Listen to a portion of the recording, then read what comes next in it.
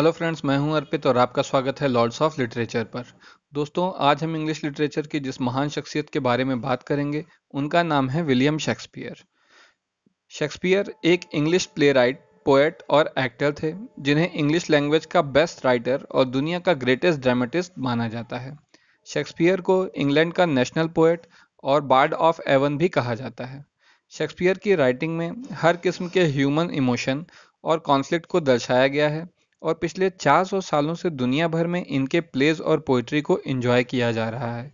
लेकिन इन सब के बावजूद भी आज हम शेक्सपियर की पर्सनल लाइफ के बारे में ज़्यादा कुछ नहीं जानते हैं और इनका व्यक्तिगत जीवन आज भी रहस्य बना हुआ है। शेक्सपियर एक चमड़े के व्यापारी जॉन शेक्सपियर और मैरी एडन की तीसरी संतान थे।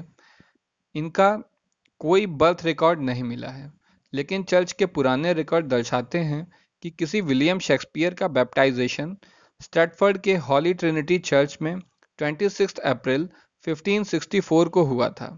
इस आधार पर यह माना जाता है कि शेक्सपियर का जन्म 23 अप्रैल 1564 को हुआ था। शेक्सपियर की दो बड़ी बहनें और तीन छोटे भाई थे। इनका शहर लंदन से लगभग 100 मील की दूरी पर स्थित स्ट्रैटफोर्ड अपॉन एवन उस जमाने में एक छोटा सा मार्केट टाउन था और जो एक सड़क के द्वारा दो बराबर भागों में बांटा गया था। शेक्सपियर के जन्म से पहले उनके पिता एक सफल व्यापारी बन गए थे और आज के ज़माने की मेयर जैसी ऑफिशियल पोजीशन पर भी रह चुके थे। पुराने दस्तावेजों से पता चलता है कि शेक्सपियर के पिता जॉन को 1570s के आखिरी समय में फाइनेंशियल प्रॉब्लम का सामना करना पड़ा था। शेक्सपियर की चाइल्डहुड के समय के जो थोड़े बहुत रिकॉर्ड्स मिलते हैं उनसे उनकी एजुकेशन की कोई जानकारी नहीं है। इसी आधार पर बहुत से स्कॉलर्स ऐसा भी मानते हैं कि शेक्सपियर जिनकी कोई फॉर्मल एजुकेशन नहीं हुई थी, इसलिए वो खुद अपने प्लेस को नहीं लिख सकते हैं और हो सकता है कि उन्होंने पैसे देकर किसी दूसरे राइटर से ये प्लेस लिखवाए हों।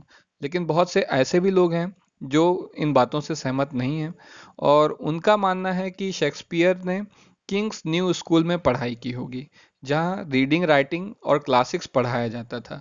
क्योंकि इस कॉलेज में या इस स्कूल में स्टूडेंट्स का एनरोलमेंट नहीं होता रहा होगा, इसी वजह से यहाँ पर शेक्सपियर का नाम नहीं है।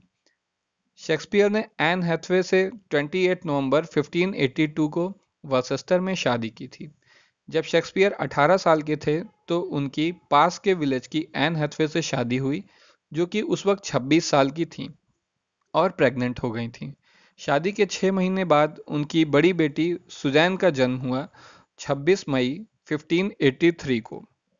इसके बाद उनके घर में दो जुड़वा बच्चों का जन्म हुआ जिनका नाम था हेमनेट और जूडिथ। हेमनेट की 11 साल की उम्र में डेथ हो गई। 1585 के बाद 7 सालों तक शेक्सपियर के जीवन से संबंधित कोई भी जानकारी नहीं है और स्कॉलर्स शेक्सपियर के जीवन के इस समय को लॉस्ट ईयर्स भी कहते हैं, क्योंकि इस वक्त शेक्सपियर कहाँ थे, उन्होंने किस तरह अपना समय बिताया, इस बारे में किसी को कुछ भी पता नहीं है। आमतौर पर ऐसा माना जाता है कि शेक्सपियर 1580s के बीच में या तो मिड ईयर्स में या फिर अंतिम सालों में लंदन आ गए थे और उन्होंने यहाँ के थिएटर में हॉल्स अटेंडेंट के रूप में काम किया था।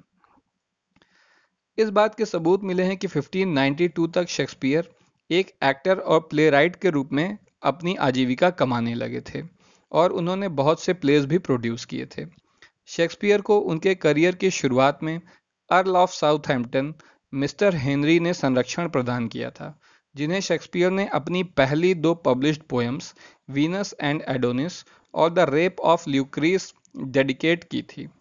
डॉक्यूमेंट से यह भी पता चलता है कि 1590s की शुरुआत में ही शेक्सपियर लॉर्ड चैम्बरलिन्स मैन नाम की एक एक्टिंग कंपनी में मैनेजिंग पार्टनर हो गए थे। आगे चलकर इस कंपनी का नाम किंग्स मैन हो गया था। 1603 में किंग जेम्स के राजा बनने पर इस कंपनी ने अपना नाम बदल लिया और किंग्समैन के रूप में जानी जाने लगी। किंग्समैन कंपनी बहुत ही सफल थी और शेक्सपियर का काम पॉपुलर लिटरेचर के रूप में पब्लिश होकर बिकने लगा था।